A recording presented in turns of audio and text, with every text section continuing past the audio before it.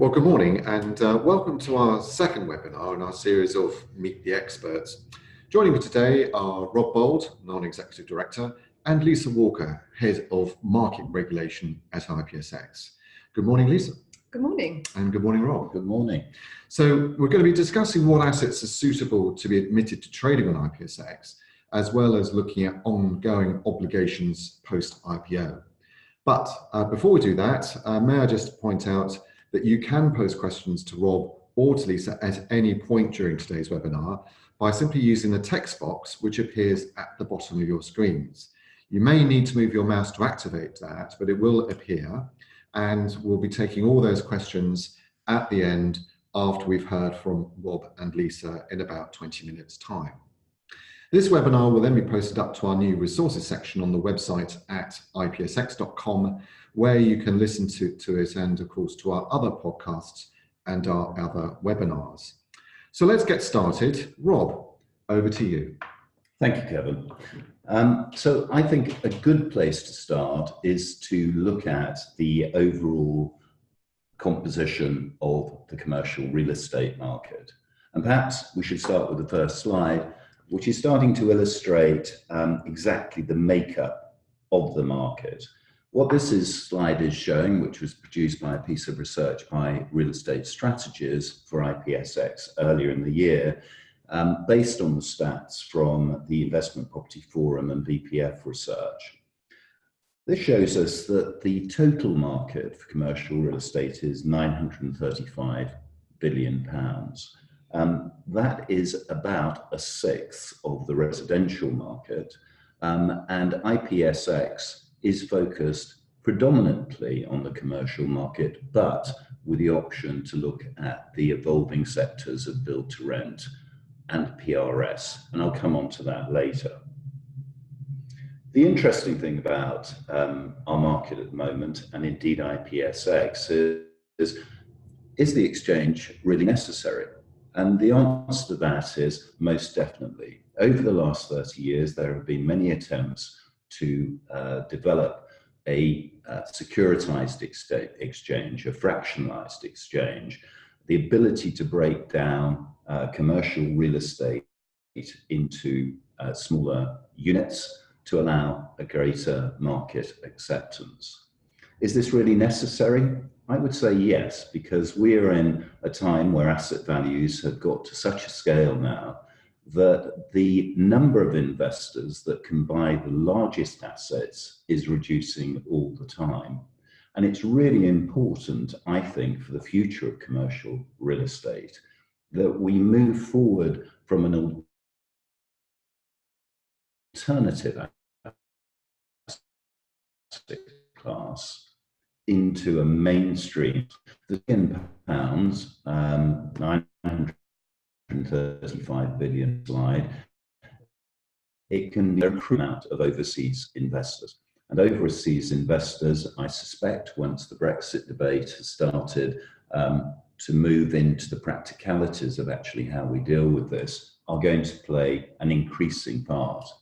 However, the issue there is a lot of the real estate that is contained in that area will be locked away for a long time.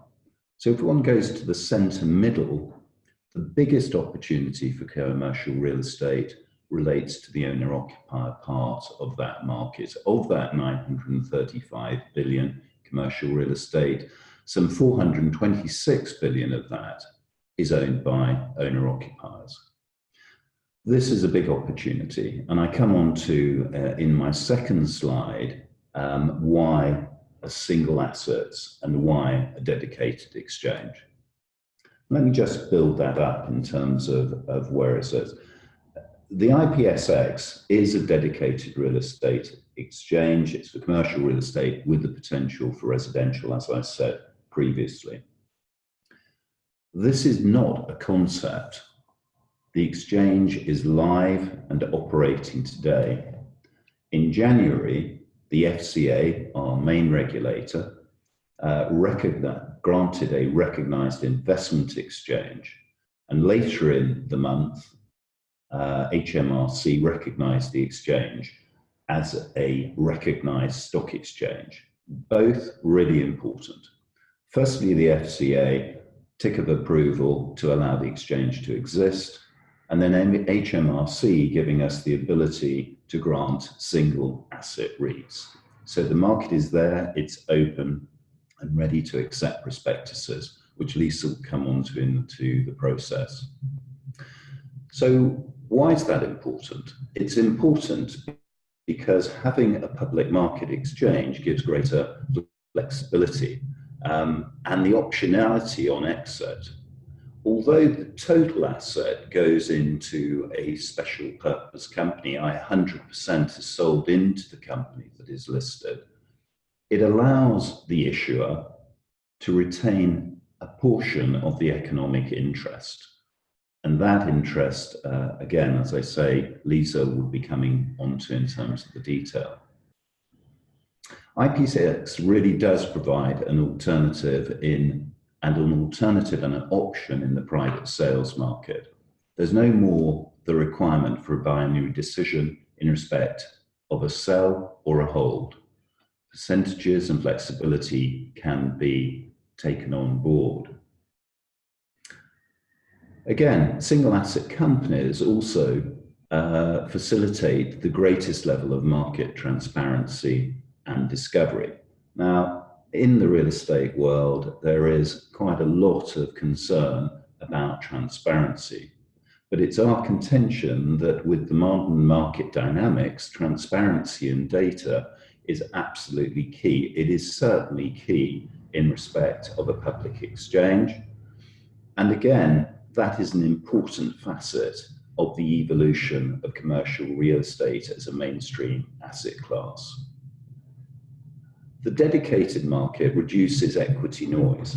Some commentary will be made that there is an existing London Stock Exchange opportunity.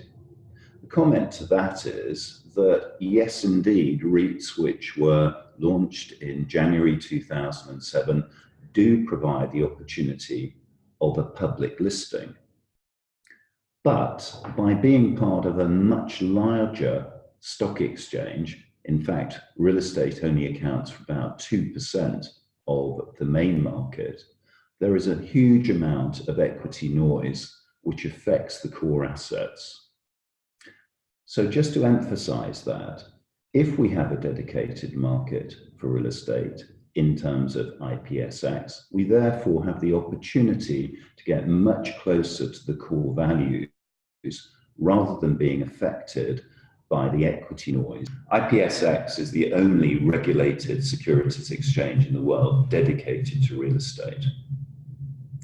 Now, there are other digital platforms, but it's important to emphasize these are not exchanges with the regulatory approvals that IPSX has secured from the FCA.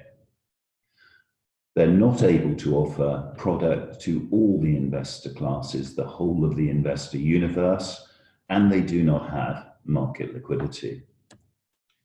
So just moving on to the eligibility criteria for IPSX Prime.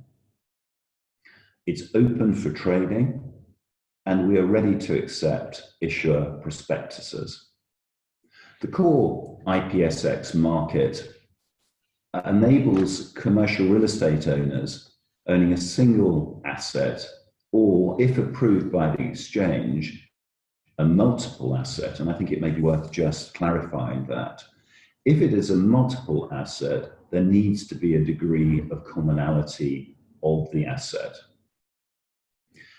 It is possible not only to admit to trading normal companies, but also to designate those companies as real estate investment trusts with the tax advantages. Again, a huge advantage in respect of single asset issuers. It will be required that a prospectus is prepared to go to the UKLA FCA for approval, and that will be necessary to meet IPSX rules. Generally, because the cost of running single asset companies of institutional grade we think the market value should be in excess of £50 million. But again, it really depends on the nature of the asset and the demand that the book builders see in those assets. The minimum market capitalisation is at least £25 million, and it will be necessary to qualify for an admission to trading on our market to have a 25% minimum free float. Leverage is allowed, but again, an upper limit of 40% of the gross asset value. And as part of the process, it will be necessary to appoint a lead advisor on the process, an approved valuer, and a market maker. Now, to drill down into some of this detail, I'd like to hand over to Lisa Walker, our Head of Market Regulation. Lisa. Thanks, Rob. So the next few slides step you through some of the process that's involved in taking an asset and converting it into the right arrangements in order to bring it to market. So as Rob had mentioned, there are certain eligibility criteria that the issuer must meet, the asset owner, and there are certain members of the exchange that will support you through that process.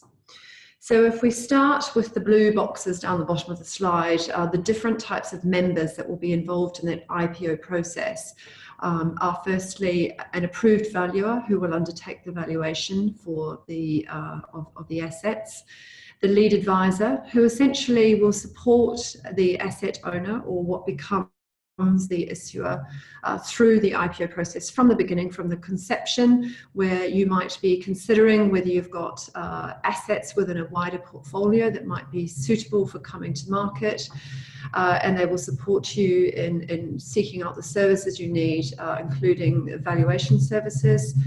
They'll also help you to prepare your prospectus, whether directly or through helping you to find the right legal advisors. And they'll work with you as you set up a new co, as we call it, or a management company that sits around the asset, if that is needed. So that's essentially the focus at the beginning of an IPO process. It's very much around an asset owner looking at their portfolio and working out how to structure and what to put into a structure to bring a management company to market. The purple arrow through the middle is really just giving you an indication of the timeline it takes from, if you like, conception to execution. And that involves a bit of work in the background with a number of different advisors, which I'll go on to into the next slide. But that then takes you to the point where we're talking after IPO around the company or the issuer who owns and manages the company. So this slide just talks a little bit about some of those ongoing obligations that apply to the issuer once a product or once an issuer comes to market. So those involve the typical things you would see for an issuer on a public market. There is periodic financial reporting, there's ad hoc reporting of price-sensitive information, and specific to the to the IPSX, the issuers will produce a 6-monthly asset valuation. And the reason that we're requiring that is because we are a market that is dedicated to real estate. The valuation of the underlying assets is an important factor in looking at the overall market value of the company.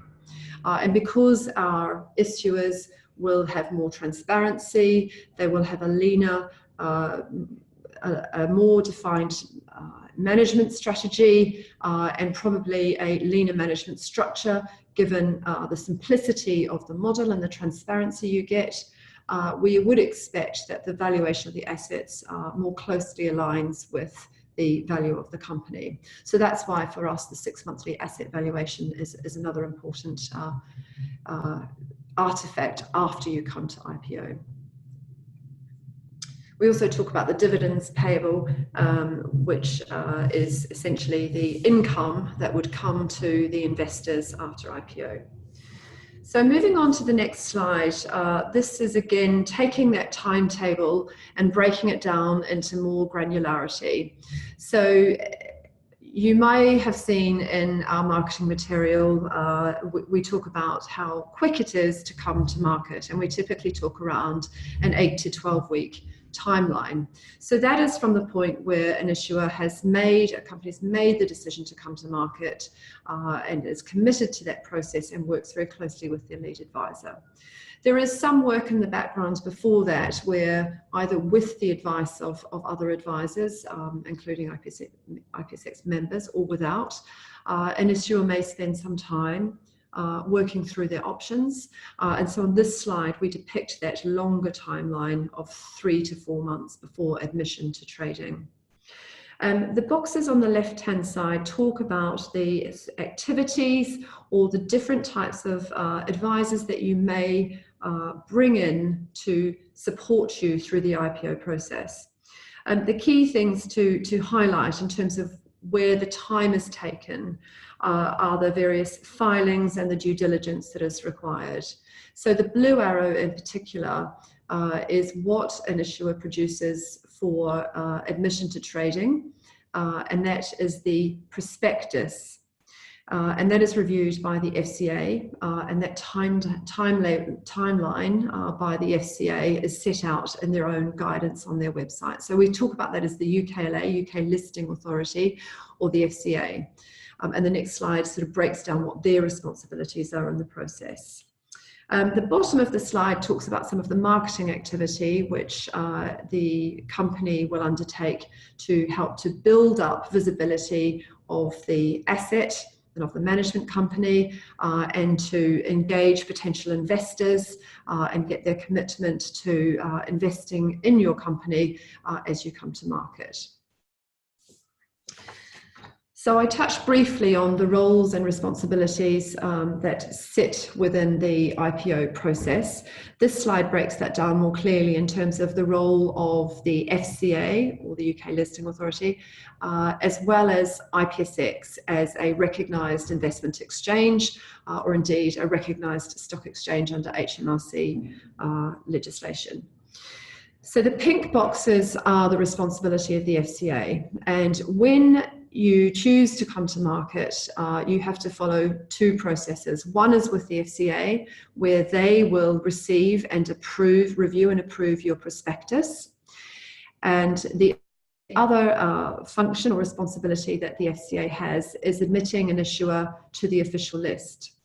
That isn't a necessary step in order to come to market. So moving on to the responsibilities of the exchange of IPSX in the process of an IPO. We also take the prospectus as one of our admission criteria. We don't approve it, but we review it for its content, and we rely on the seal of approval that is given to the prospectus from the FCA.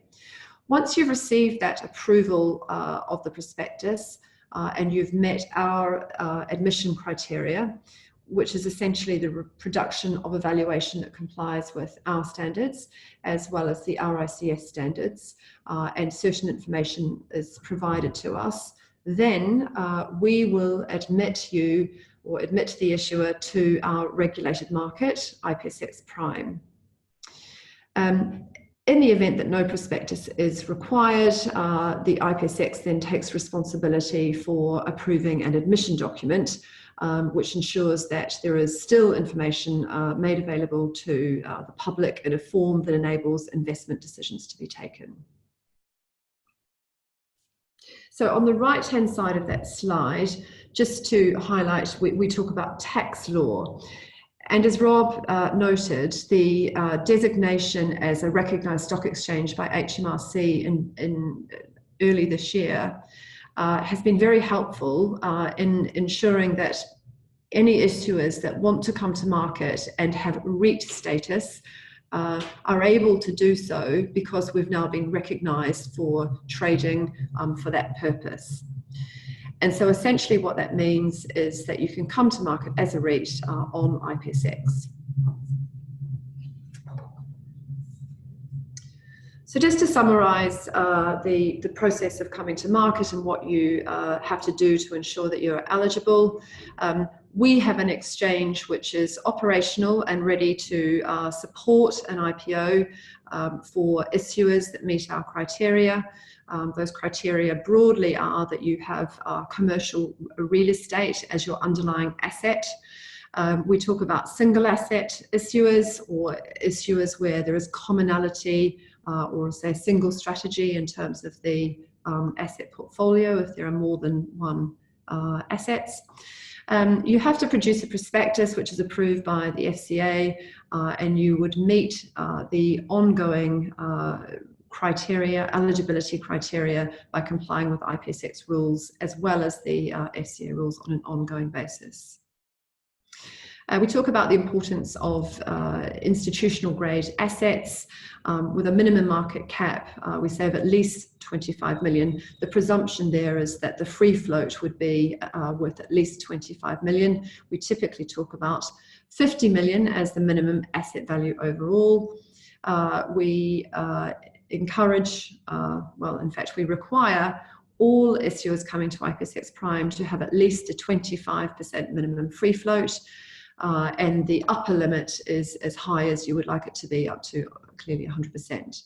In terms of leverage, it's important that the assets coming are stabilized assets with a limit to the debt that they carry that protects the income, if you like, for the investors. So we've limited that leverage to 40%. As we've noted, we have received the highest level of recognition from the FCA as a recognised investment exchange, one of only 7 currently recognised in the country. We also have the designation from HMRC, and we operate a MiFID regulated market. And as Rob had mentioned, that means that any issuers coming to our market, their shares are able to be sold to the widest range of investors, from high-end institutional all the way down to retail investors. So we're open and we welcome any contact from any prospective issuers, and we're willing to support you as you work through that process of determining your eligibility. Great. Thank you very much indeed to Rob and to Lisa for taking us through that process and for explaining it so clearly as to how this works. So we've got a bit of time just to take some questions. We've got a few questions that have come in. So let me turn to those and put them to Rob and to Lisa. So the first question we've got here is, so why is it that IPSX is better than any other existing stock exchanges for an IPO of a real estate asset? Lisa, perhaps you would like to comment against that. Sure. So Rob had touched on some of the benefits of coming to IPSX earlier, and those are principally around a number of factors. One is because the market is dedicated to real estate, which performs sometimes in a way which is consistent with equity markets, but quite often and usually performs in a different way. So having a market that is dedicated to commercial real estate, what you're seeing in terms of market fluctuations or asset fluctuations is in accordance with the fundamentals of the performance of both the issuer and the commercial real estate market more generally.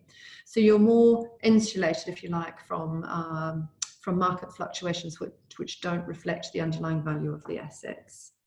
The other reason that we think IPSX is a great destination for real estate owners is because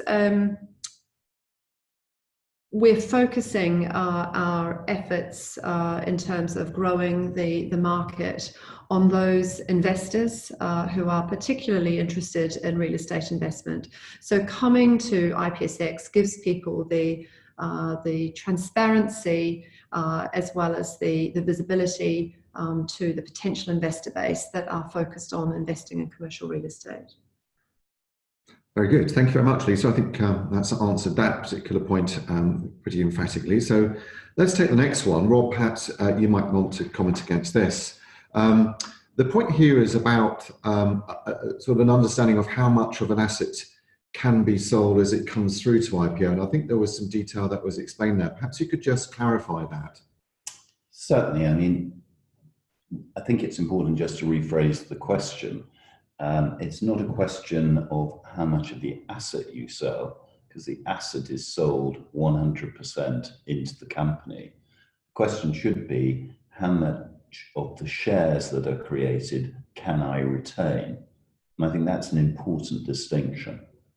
So, as we said in the presentation, there is a requirement from our rules and guidelines that 25% of the asset should be floated, admitted to trading on the exchange. And then it's up to the asset owner, who's transferred the 100%, decide how much between 0 and 75% he then wishes to admit to trading on the exchange. Retaining the shares going forward, there is the ability, because we're an exchange, to trade those shares any time that is required by looking at actually the share price performance and taking things forward. Okay, thanks, Rob. That's very clear, and thank you for clearing up that small point around asset versus the company that, of course, would own it. So thank you for explaining that. So our last point is it's been posted as quite a long point. So let me try and see if we can shorten this a bit. Lisa, you might just want to come to get this one. If the original asset owner retains a majority stake, will they then control the board? And if they retain responsibility for the asset management, might there be conflicts of interest between the majority owner, the company board, and the asset manager? Interesting question. So as a majority shareholder, you could expect that the majority shareholder would influence or control the board's composition. But the point that I would emphasize is that any director appointed to manage a public company has fiduciary duties to act in the interest of the company rather than the majority shareholder. So irrespective of the route, if you like, to their appointment, the directors must act independently and in the best interests of the company that they're now the directors of.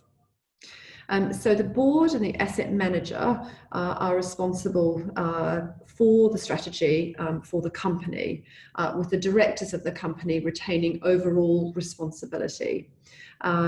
They may well consult the asset manager as part of that process. In terms of conflicts that could arise, the most likely conflict could be a situation where the lease terms, let's say the majority owner is also the sitting tenant or major tenant, there could be a situation where the lease terms come to be renegotiated, and that tenant, as a majority shareholder, may seek to negotiate terms away from market rates.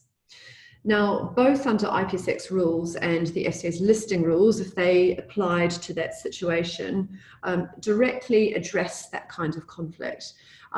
This type of transaction or negotiation would be considered a related party transaction under our rules, and would be subject both to disclosure to the shareholders and would also require a shareholder vote, which would need 90% approval in order for it to proceed. So there are a number of other similar conflict type scenarios that our rules both anticipate and mitigate. Excellent. Thank you very much. Well, that was very clear, and thank you for answering what was quite a sort of a technical point. So that was very helpful. So I think we can draw this webinar to a close. Thank you again to Rob for joining us this morning. Thank you very much.